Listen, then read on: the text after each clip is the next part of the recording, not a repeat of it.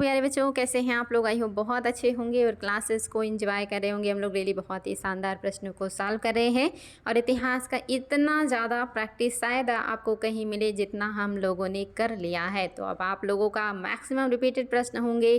चलिए देखते हैं आज के क्लास में आप लोगों का क्या परफॉर्मेंस आने वाला है इतने ज़्यादा प्रैक्टिस सेशन के बाद। आज आपका पहला प्रश्न है, डंडा फौज के संस्थापक कौन थे? डंडा फौज के संस्थापक का नाम बताना है। महात्मा गांधी, मोतीलाल नेहरू, चमनदीप या सत्यपाल? फटाफट देंगे बच्चा लोग जवाब। शानदार प्रश्न है और आयोग का पूछा हुआ है, डंडा फौज के संस्थापक कौन थे?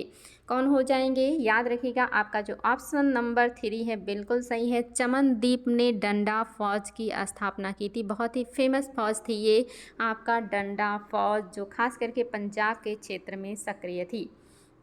अगला क्वेश्चन देखिए आपके सामने, निम्न घटनाओं को सही क्रम में सजाइए। आपको इनको सही क्रम में सजाना है और आपके सामने कूट भी है। कूट थोड़ा नीचे है, देख लीजिएगा। पहले हम ऑप्शन देख लेते हैं फिर कूट। रॉलेट एक्ट, जलियांवाला बाग हत्याकांड, हंटर कमेटी और खिलाफत आंदोलन। आपने ऑप्शन को देख लिया है। अब आपके सामने मैं कूट को रख रही हूँ। बहुत आसान है, ये सारे इवेंट बहुत फेमस है। ए में है पहला, दूसरा, तीसरा, चौथा। बी में है चौथा, तीसरा, दूसरा और पहला। और सी में है पहला, दूसरा, तीसरा और चौथा। अच्छा, यहाँ पे दो ऑप्शन सेम सेम हो गए हैं। एक ऑप्शन आपका मैं हटा दे रही हूँ। अब आप बताइए, आपका नेक्स्ट में है 3, 2, 4 एंड 1। अब आपके हिसाब से क्या है बच्चा लोग? बहुत आसान है, तो बिना ऑप्शन ही आप लोग बता सकते हैं। आप सभी को पता है कि रॉलेट एक्ट 1919 में है। जलियांवाला हत्याकांड जो है उसके बाद की घटना है। हंटर कमेटी उसके बाद इसी की जांच के लिए किया गया था। तो आपका जो खिलाफत आंदोलन है ये उसके बाद का है। तो ये आपके सारे क्या हैं? क्रम में हैं। ये सारी घटनाएं आपके क्रम में हैं, यानी कि आपका जो सही है वो है आपका 1, 2, 3, 4। सबसे पहले रॉलेट एक्ट आया, इसी के तहत गिरफ्तारी हुई और उसी का विरोध हुआ जलियांवाला बाग में, और हत्याकांड हुई, इसी की जांच हुई हंटर कमेटी के लिए और इसीलिए हंटर कमेटी बनाएगी। और इसके बाद आपका शुरू हुआ खिलाफत आंदोलन और असहयोग आंदोलन। तो ये सारे क्रम में लगे हुए हैं बच्चा लोग, याद रखिएगा। बहुत ही शानदार प्रश्न है। ऑप्शन नंबर ए आपका बिल्कुल सही, 1, 2, 3, 4। अगला क्वेश्चन देखिए, कह रहा है, तुर्की साम्राज्य के विभाजन के विरुद्ध भारतीय मुसलमानों द्वारा शुरू किया गया आंदोलन किस नाम से जाना जाता है? तुर्की साम्राज्य के विभाजन के विरुद्ध में भारतीय मुसलमानों ने जो आंदोलन शुरू किया उसको क्या कहा गया? और इसका उत्तर तो मेरे सभी बच्चों को पता है। इस्लामी आंदोलन, तकरार आंदोलन, खिलाफत आंदोलन या असहयोग आंदोलन? तो निश्चित इसमें कोई दम नहीं है, आप सभी को पता है। ऑप्शन नंबर 3 बिल्कुल सही है। खिलाफत आंदोलन शुरू किया गया था भारतीय मुसलमानों के द्वारा कि तुर्की साम्राज्य का विभाजन ना किया जाए, खलीफा के पद को ना समाप्त किया जाए, लेकिन अंग्रेजों ने उनकी एक नहीं सुनी। अगला देखिए, खिलाफत आंदोलन से संबंधित कौन नहीं था? इनमें से कौन है जो खिलाफत आंदोलन से संबंधित नहीं थे? मौलाना अब्दुल कलाम आज़ाद, हकीम अजमल खान, मोहम्मद अली शौकत अली या मोहम्मद अली जिन्ना? इनमें से कौन है जो खिलाफत आंदोलन से जुड़े हुए व्यक्ति नहीं हैं? और आप सभी को इसका उत्तर पता है, क्योंकि हम ये सारी चीज़ें पहले भी पढ़ चुके हैं और डिस्कस कर चुके हैं। तो बच्चा लोग आपका ऑप्शन नंबर 5 बिल्कुल सही है। मोहम्मद अली जिन्ना इसका विरोध कर रहे थे, यहाँ तक कि गांधी का भी विरोध कर रहे थे, चूँकि वो इस आंदोलन को सहयोग कर रहे थे। आपके बाकी लोग जुड़े हुए हैं। आपका एग्जाम में बार बार पूछा हुआ क्वेश्चन है। अगला क्वेश्चन देखिए, निम्न में से खिलाफत आंदोलन कब शुरू हुआ था? खिलाफत आंदोलन की शुरुआत कब हुई? 1918, 1919, 1920 या 1922? तो इसका उत्तर तो मेरे सभी बच्चों को पता चल चुका है, बिकॉज ये आज ही की क्लास में डिस्कस हो चुका है। आपका ऑप्शन नंबर जो 2 है बिल्कुल सही है। 1919 में ही खिलाफत आंदोलन शुरू किया गया था। कांग्रेस के किस अधिवेशन में असहयोग एवं सविनय अवज्ञा आंदोलन प्रारंभ करने का निर्णय लिया गया था? शानदार प्रश्न है और आप सभी को इसका उत्तर पता है। दीजिएगा जवाब। कांग्रेस से कौन से अधिवेशन में सविनय अवज्ञा आंदोलन और आपका असहयोग आंदोलन प्रारंभ करने का निर्णय लिया गया था? पहला ऑप्शन है अमृतसर अधिवेशन 1919, दूसरा है कोलकाता विशेष अधिवेशन 1920, तीसरा है अहमदाबाद अधिवेशन 1920 और आपका अगला है नागपुर अधिवेशन 1920। बच्चा लोग बताएंगे कौन सा है जो सही हो जाएगा। आयोग ने इसको कई बार पूछा हुआ है। कांग्रेस के किस अधिवेशन में असहयोग एवं सविनय अवज्ञा आंदोलन प्रारंभ करने का निर्णय लिया गया था? तो कोलकाता के विशेष अधिवेशन 1920 में ये निर्णय लिया गया था। अगला देखिए, कह रहा है असहयोग आंदोलन के रचनात्मक कार्यों में कौन सा सही है? असहयोग आंदोलन के दौरान कुछ रचनात्मक कार्य भी किए गए, उसके बारे में क्या है जो सत्य है? कह रहा है पहला राष्ट्रीय विद्यालयों तथा पंचायती अदालतों की स्थापना, दूसरा कह रहा है अस्पृश्यता का अंत व हिंदी मुस्लिम एकता, तीसरा कह रहा है स्वदेशी का प्रचार और जो है कताई बुनाई, यहाँ पे होगा कताई बुनाई यानी कि चरखा का उपयोग, और चौथा कह रहा उपरोक्त सभी। आपको बताना असहयोग आंदोलन के रचनात्मक कार्यक्रम में कौन सी बातें हैं जो शामिल हैं। क्या आपका पहला सही है कि राष्ट्रीय विद्यालयों और पंचायती अदालतों की स्थापना हुई? क्या दूसरा सही है कि अस्पृश्यता का अंत व हिंदू मुस्लिम की एकता पर बल दिया गया? क्या स्वदेशी का प्रचार प्रसार पे ध्यान दिया गया और कताई बुनाई की बात की गई? क्या सभी बातें सही हैं? तो निश्चित ही बच्चा लोग सारी बातें बिल्कुल सही हैं, उपरोक्त सभी सत्य हैं। गांधी जी ने अपना कैसर-ए-हिंद की उपाधि जुलू पदक और बोअर पदक निम्न में से किस आंदोलन के दौरान अंग्रेज सरकार को लौटा दिया था? वेरी वेरी इंपॉर्टेंट क्वेश्चन बच्चा लोग बताएंगे। गांधी जी ने अपना कैसर-ए-हिंद, जुलू पदक, बोअर पदक निम्न में से किस आंदोलन के दौरान अंग्रेज सरकार को लौटा दिया था? पहला है सविनय अवज्ञा आंदोलन, दूसरा है असहयोग आंदोलन, तीसरा है सत्याग्रह आंदोलन और चौथा है भारत छोड़ो आंदोलन। बताएंगे बच्चा लोग क्या है जो सही हो जाएगा। शानदार प्रश्न है और आप सभी को पता है इसका उत्तर क्या सत्य हो जाएगा। तो आपका सही है ऑप्शन नंबर 2, असहयोग आंदोलन के समय उन्होंने ये सारे पदक जो अंग्रेजों से मिले थे उनको वापस कर दिया था। गांधी जी ने असहयोग आंदोलन का प्रारंभ निम्न में से कब किया था? गांधी जी ने असहयोग आंदोलन का प्रारंभ कब किया था? विथ डेट आयोग ने पूछा हुआ है। कह रहा है 1 अगस्त 1920, दूसरा कह रहा है 30 दिसंबर 1920 और चौथा मतलब नेक्स्ट कह रहा है 1 अगस्त 1921 और चौथा कह रहा है 1 अगस्त 1919। तो बच्चा लोग सभी को पता है कि असहयोग आंदोलन कब शुरू किया गया था। अभी आपने देखा कोलकाता के विशेष अधिवेशन 1920 में आंदोलन शुरू हुआ, तो 1920 होगा, तो ये तो नहीं होगा, ये भी नहीं होगा। अब इन दोनों में से आपको बताना है कि कौन सा है जो सही हो जाएगा। तो आपका जो ऑप्शन नंबर फर्स्ट है ये बिल्कुल सही है, 1 अगस्त 1920। अगला क्वेश्चन देखिए, कह रहा है गांधी जी द्वारा विदेशी वस्तुओं का त्याग कर सिर्फ जीवन भर एकमात्र लंगोटी पहनने का निश्चय किया गया। कब किया गया था ऐसा निर्णय महात्मा गांधी के द्वारा? किया वो पूरे जीवन भर वस्त्र नहीं पहनेंगे, सिर्फ एक लंगोट पहनेंगे। 1919 या 1920 या 1921 या 1922? बताएंगे बच्चा लोग। शानदार प्रश्न है, कब गांधी जी ने ऐसा किया था? जब लोगों ने उनसे कहा कि स्वदेशी जो वस्त्र हैं, गांधी जी ने कहा कि स्वदेशी पहनिए, विदेशी कपड़े का यूज़ मत कीजिए, तो भारतीय लोगों ने कहा कि स्वदेशी कपड़े बहुत महंगे हैं, हम उसको कैसे यूज़ करें? तो गांधी जी ने कहा कि कम कपड़े पहनिए और फिर पुरुषों को उन्होंने कम कपड़े पहनने की हिदायत दी और ख़ुद भी उन्होंने अपने कपड़ों में कमी कर दी, यानी कि सिर्फ एक लंगोट पहनना शुरू कर दिया। और ये घटना 1921 का है बच्चा लोग, याद रखिएगा। शानदार प्रश्न है, 1921 के बाद से या 1921 से गांधी जी सिर्फ लंगोट में ही रहे। अगला देखिए, गांधी जी ने असहयोग आंदोलन को किस घटना के कारण समाप्त कर दिया था? और इसका उत्तर तो मेरे सभी बच्चों को पता है। प्रिंस ऑफ वेल्स का भारत आगमन, मालाबार में मोपला द्वारा हिंसा, चौरी चौरा कांड या इनमें से कोई नहीं? तो निश्चित ही सभी को पता है कि चौरी चौरा कांड की वजह से महात्मा गांधी ने असहयोग आंदोलन को समाप्त कर दिया था। ऑप्शन नंबर 3 बिल्कुल सही है। अगला क्वेश्चन भी देखिए, आयोग का पूछा हुआ है, विथ डेट आया हुआ है। कह रहा है उत्तर प्रदेश के गोरखपुर जिले में स्थित चौरी चौरा नामक स्थान पर भीड़ द्वारा 22 पुलिस वालों को थाने में बंद कर जिंदा जला दिया गया। निम्न में से यह घटना कब हुई थी? 5 अगस्त 1921, 5 फरवरी 1922, 12 फरवरी 1922 या 10 मार्च 1922? बताएंगे बच्चा लोग क्या हो जाएगा जो आपका सही हो जाएगा। शानदार प्रश्न है, फटाफट दीजिएगा जवाब और काफ़ी महत्वपूर्ण भी है। तो आपका जो सही है वो है 12 फरवरी 1922 को उत्तर प्रदेश के गोरखपुर जिले में स्थित चौरी चौरा नामक स्थान पर भीड़ द्वारा 22 पुलिसकर्मियों को थाने में बंद करके जिंदा जला दिया गया और इसी घटना से आहत होकर महात्मा गांधी ने स्थगित कर दिया था सविनय अवज्ञा मतलब जो है असहयोग आंदोलन। अगला देखिए, निम्न में से कौन सी घटना सर्वप्रथम हुई थी? आपके सामने घटना है, इसमें से कौन सा है जो सबसे पहले घटित हुई? पहला है खिलाफत आंदोलन, दूसरा है सीवर्स की संधि, तीसरा है असहयोग आंदोलन और चौथा है सविनय अवज्ञा आंदोलन। इसमें से कौन सी घटना है जो पहले घटित हुई थी, आपको वो बताना है। तो याद रखेंगे बच्चा लोग, आपका सबसे पहले खिलाफत आंदोलन शुरू हुआ था 1919 में हुआ था। ये तो आपका 1920 का है और ये आपका 1930 का है। तो आपका केवल और केवल पहला सही है, सबसे पहले खिलाफत आंदोलन शुरू हुआ था।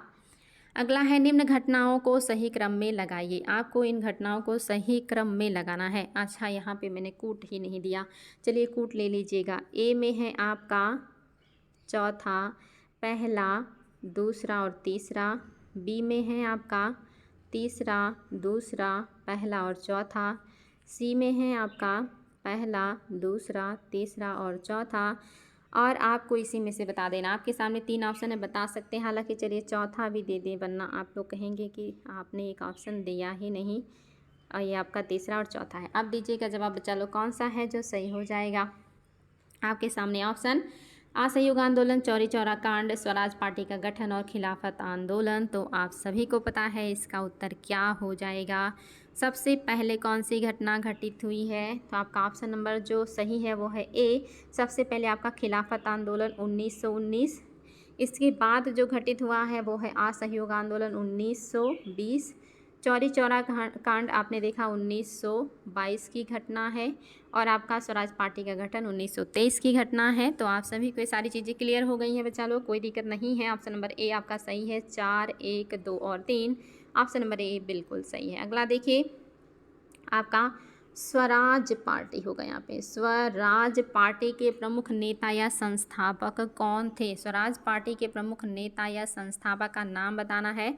पहला ऑप्शन है CR दास, दूसरा है मोतीलाल नेहरू, तीसरा है दोनों और चौथा है कोई नहीं। फटाफट देंगे जवाब और इसका उत्तर भी मेरे सभी बच्चों को पता है कौन सा सही है। 1923 में CR दास और मोतीलाल नेहरू ने मिल करके गठन किया था स्वराज पार्टी का। 1923 की घटना है, ये दोनों लोग शामिल हैं। ऑप्शन नंबर 3 बिल्कुल सही है। गांधी जी द्वारा कांग्रेस के किस अधिवेशन की अध्यक्षता की गई थी? गांधी जी द्वारा कांग्रेस के किस अधिवेशन की अध्यक्षता की गई थी? और इसका उत्तर भी मेरे सभी बच्चों को पता है।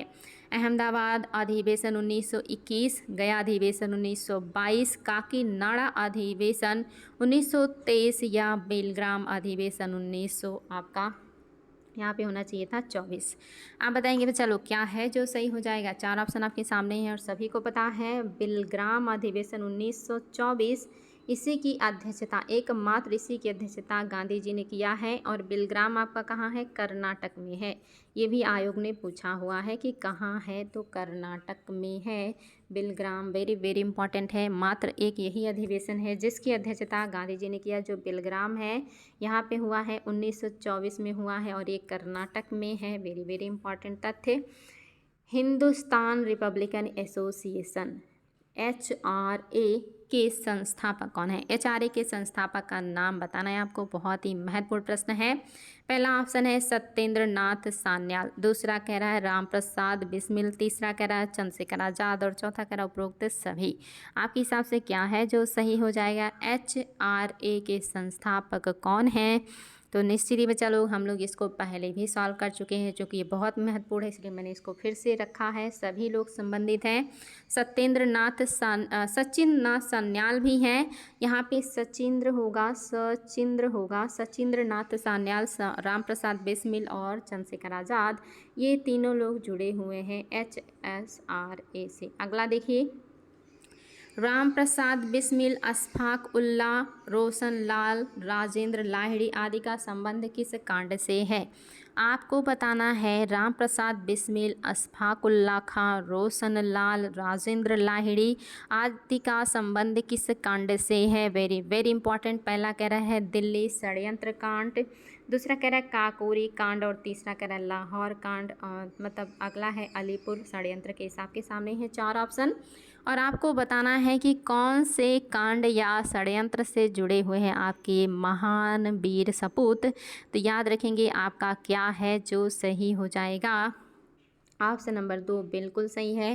काकोरी कांड से जुड़े हुए राम प्रसाद बिस्मिल, अशफाकुल्ला खां, रोशन लाल, राजेंद्र लाहिड़ी, ये सभी लोग जिसमें से पूछता है कि आपके जो मतलब राम प्रसाद बिस्मिल हैं इनको कहाँ पे फांसी दी गई थी। राम प्रसाद बिस्मिल को गोरखपुर में फांसी दी गई थी। राजेंद्र लाहिड़ी को गोंडा में फांसी दी गई थी। गोंडा में फांसी राजेंद्र लाहिड़ी को दिया गया था और अशफाकुल्ला खां को फैजाबाद में दिया गया था। ये भी क्वेश्चन आया हुआ है कि किसको कहाँ फांसी दी गई थी। इन सभी को अलग अलग जेल में फांसी दी गई थी, डरवश कि कहीं लोग आक्रमण करके इनको छुड़ा न ले। इतने फेमस क्रांतिकारी थे ये, याद रखिएगा। ये सारी बातें बहुत ही ज़्यादा महत्वपूर्ण हैं। अगला है लाला लाजपत राय पर साइमन कमीशन के विरोध में लाहौर में लाठियां बरसाने वाले पुलिस अधीक्षक कौन था। आपको बताना है उस पुलिस अधीक्षक का नाम जिसने लाला लाजपत राय के ऊपर साइमन कमीशन का विरोध करते हुए लाहौर में लाठी बरसाया था। कौन हो जाएंगे। मिस्टर रैंड हैं, सैंडर्स हैं, अमहर्स्ट हैं या कोई नहीं। तो इसका उत्तर भी मेरे सभी बच्चों को पता है। ये सारी चीज़ें याद रखिएगा। किसका विरोध कर रहे हैं। साइमन कमीशन का। कौन कर रहे हैं। लाला लाजपत राय। कहाँ कर रहे हैं। लाहौर में कर रहे हैं।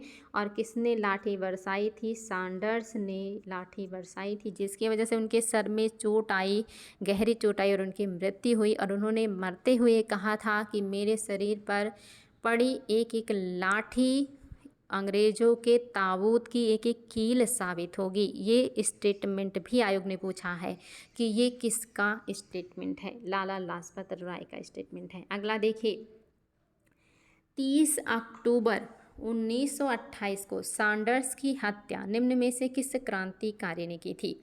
30 अक्टूबर 1928 की सैंडर्स की भी हत्या कर दी गई क्योंकि उसने लाला लाजपत राय की हत्या करी लाठीचार्ज करवा के। तो किसने किया। भगत सिंह ने, चंद्रशेखर आज़ाद ने, राजगुरु ने या सभी ने। बताएंगे बच्चा लोग सैंडर्स की हत्या में कौन शामिल थे। तो ये भी आपके लिए शानदार प्रश्न है और आपके हिसाब से क्या है जो सही हो जाएगा। तो ये तीनों लोगों ने सैंडर्स की हत्या की थी। भगत सिंह, चंद्रशेखर आज़ाद और राजगुरु, तीनों लोगों ने मिलके उनकी हत्या की थी। ऑप्शन नंबर आपका 4 बिल्कुल सही है। अगला देखिए, ट्रेड डिस्प्यूट बिल एवं सेफ्टी बिल पर बहस के दौरान 8 अप्रैल 1929 ईस्वी को केंद्रीय विधानमंडल में किसने बम फेंका था। आपको बताना है जब ट्रेड डिस्प्यूट बिल पर चर्चा हो रही थी, पब्लिक सेफ्टी बिल पर बहस हो रहा था, उस दौरान 8 अप्रैल 1929 को केंद्रीय विधानमंडल में बम फेंकने का काम किसने किया था।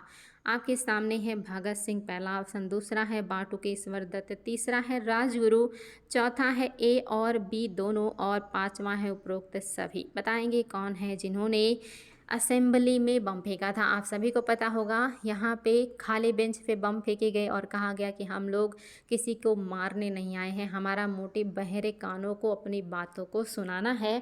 तो इसके लिए 2 लोग जो है असेंबली में गए थे, भगत सिंह और बाटुकेश्वर दत्त गए थे। ऑप्शन नंबर 1 और 2 सही है, यानी कि ए बी दोनों। अगला देखिए, लाहौर षड्यंत्र केस के अंतर्गत जेल में भूख हड़ताल के दौरान निम्न में से किस क्रांतिकारी की मृत्यु हुई। बहुत ही शानदार प्रश्न है, आयोग ने इसको कई बार पूछा हुआ है कि लाहौर षड्यंत्र केस के दौरान जेल में भूख हड़ताल से किसकी मृत्यु हुई थी। याद रखिएगा ये क्यों कर रहे थे भूख हड़ताल। इन्होंने 64 दिन की भूख हड़ताल की थी। 64 दिन ये भूखे रहे थे और ये कह रहे थे कि हमें राजनीतिक जो है बंदी का दर्जा मिलना चाहिए। ये आतंकवादी का नहीं बल्कि राजनीतिक बंदी हमें बनाइए या राजनीतिक कैदी घोषित कीजिए, हमें जो है आतंकवादी ना कहिए। तो कौन है ये आपको बताना है। शानदार प्रश्न है। बहुत कम उम्र में ही 64 दिन की भूख हड़ताल के बाद उनकी मृत्यु हो गई थी राजनीतिक कैदी का मांग करते करते। जतिन दास आपका फर्स्ट ऑप्शन बिल्कुल सही है। अगला देखिए, भगत सिंह, सुखदेव और राजगुरु को 23 मार्च 1931 ईस्वी को निम्न में से किसके केस में फांसी दी गई थी? किसके षड्यंत्र केस के रूप में फांसी दी गई थी भगत सिंह, राजगुरु और सुखदेव को? पहला करा है काकोरी कांड, दूसरा करा है आपका लाहौर षड्यंत्र केस, तीसरा करा इलाहाबाद षड्यंत्र केस और फिर कह रहा दिल्ली षड्यंत्र केस। आपके सामने है 4 ऑप्शन। इसमें से कौन से षड्यंत्र केस के तहत भगत सिंह, सुखदेव, राजगुरु को 23 मार्च 1931 को फांसी दी गई थी? बच्चा लोग, शानदार प्रश्न है और आप सभी को पता है लाहौर षड्यंत्र केस, चूँकि लाहौर में ही लाठी चार्ज करके मारा गया था लाला लाजपत राय को और उसी की वजह से सैंडर्स की हत्या करी इन लोगों ने और इसी केस के तहत ये उस समय नहीं पकड़े गए। सोचिए 28 में इन्होंने ऐसा किया है, लेकिन ये 28-29 में ऐसा उन्होंने किया, लेकिन देखिए कब इनको पकड़ा जा रहा है और कब फांसी दी जा रही है, वो भी आपका 23 मार्च 1931 को बिना किसी सबूत के दूसरे केस में फंसा के इनको जो है फांसी दी गई, क्योंकि अंग्रेज़ों के पास इनके खिलाफ कोई सबूत नहीं था। इतने सफाई से इतने बड़े बड़े काम हमारे युवा किया करते थे, क्या जज्बा था उनके अंदर। ऑप्शन नंबर 3 आपका 2 बिल्कुल सही है। लाहौर षड्यंत्र केस याद रखिएगा, किसे किसे फांसी दी गई? भगत सिंह, सुखदेव और राजगुरु को। डेट कौन सा था ये भी पूछा हुआ, 23 मार्च 1931 को। 23 मार्च को इसीलिए देखिए शहीद दिवस के रूप में मनाया जाता है। अगला है, भगत सिंह ने सर्वप्रथम कौन सा नारा दिया था? भगत सिंह ने सर्वप्रथम कौन सा नारा दिया? जय हिंद, इंकलाब जिंदाबाद, दिल्ली चलो या वंदे मातरम? इसका उत्तर तो मेरे सभी बच्चों को पता है, कौन सा सही है? ऑप्शन नंबर 2 आपका बिल्कुल सही है। इंकलाब जिंदाबाद का नारा सबसे पहले भगत सिंह ने दिया था। इंकलाब जिंदाबाद वाक्य की रचना सर्वप्रथम निम्न में से किसने किया था? आपको ये बताना है। आपके सामने है भगत सिंह, चंद्रशेखर आज़ाद, मोहम्मद इकबाल या अहमद चौधरी। कौन हो जाएंगे बच्चा लोग? शानदार प्रश्न है और आप सभी को इसका उत्तर पता है कि इस वाक्य को बनाया किसने, लिखा किसने, रचना किसने की? मोहम्मद इकबाल ने। इसको फेमस किसने बनाया? भगत सिंह ने। ये बात में याद रखिएगा, रचना कौन कर रहे हैं और फेमस कौन बना रहे हैं। अगला देखिए, 27 फरवरी 1931 ईस्वी को इलाहाबाद के अल्फ्रेड पार्क में पुलिस के साथ हुई मुठभेड़ में निम्न में से कौन क्रांतिकारी शहीद हो गया था? पहला है सुखदेव, दूसरा है चंद्रशेखर आज़ाद, तीसरे हैं बाटुकेश्वर दत्त और चौथे हैं सचिंद्र नाथ सान्याल। और इसका उत्तर तो सभी बच्चों को पता रहता है, क्योंकि ये घटना भूलने जैसा नहीं है। आप सभी को पता है कि 27 फरवरी 1931 को इलाहाबाद के अल्फ्रेड पार्क में पुलिस की मुठभेड़ में मृत्यु हुई थी चंद्रशेखर आज़ाद की। इन्होंने अपने साथ वाले लोगों को निकाल दिया था, लेकिन ये खुद पुलिस वालों से लड़ते हुए लास्ट में अपनी गोली से शहीद हुए। आज़ाद अपने लिए एक गोली रखते थे और कहते थे कि जब भी मुझे मौत आएगी तो मेरी अपनी गोली से आएगी, मैं अंग्रेज़ों की गोली से कभी नहीं मरूंगा। और जैसे उनका नाम था आज़ाद, वैसे वो थे भी, वो कभी पुलिस के हाथ नहीं आए। वो बहुत ही आज़ाद विचारधारा के थे। और दुख की बात है कि वो उस समय भगत सिंह, राजगुरु और सुखदेव को छुड़ाने के लिए इधर उधर मदद के लिए भटक रहे थे। और उस समय वो जो है नेहरू और बाकी लोगों से मीटिंग करके आए हुए थे और वो सोच ही रहे थे कि क्या करें, क्योंकि लोगों ने इनको मना कर दिया था मदद करने से और इसलिए बहुत दुखी थे और वहाँ पे सोच विचार रहे थे, आराम कर रहे थे। और उसी समय किसी ने मुखबिरी कर दी, गद्दारी करी और चंद्रशेखर आज़ाद अपनी ही, जब उनके पास कोई गोली नहीं बची तो उन्होंने अपनी गोली से ही खुद को मार दिया था। अगला क्वेश्चन देखिए बच्चा लोग, ये भी बहुत ही शानदार है। कह रहा है चटगांव शस्त्रागार षड्यंत्र के इसका संबंध इनमें से किस क्रांतिकारी से है?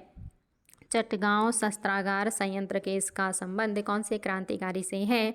सूर्यसेन, प्रीति लता वाडेकर, कल्पना दत्त या अंबिका चक्रवर्ती या उपरोक्त सभी? शानदार प्रश्न है और आप सभी को इसका उत्तर पता है, बिकॉज ये भी बहुत ही ज़्यादा पूछा जाने वाला क्वेश्चन है। आपका चटगांव शस्त्रागार जो केस है, इससे सभी लोग जुड़े हुए हैं। इसके जो मेन लीडर हैं वो सूर्यसेन हैं, जिनको मास्टर दा कहा जाता है। बाकी देखिए महिलाएं भी उस समय बहुत ही बढ़ चढ़ के काम करने लगी थी ऐसे क्रांतिकारी गतिविधियों में।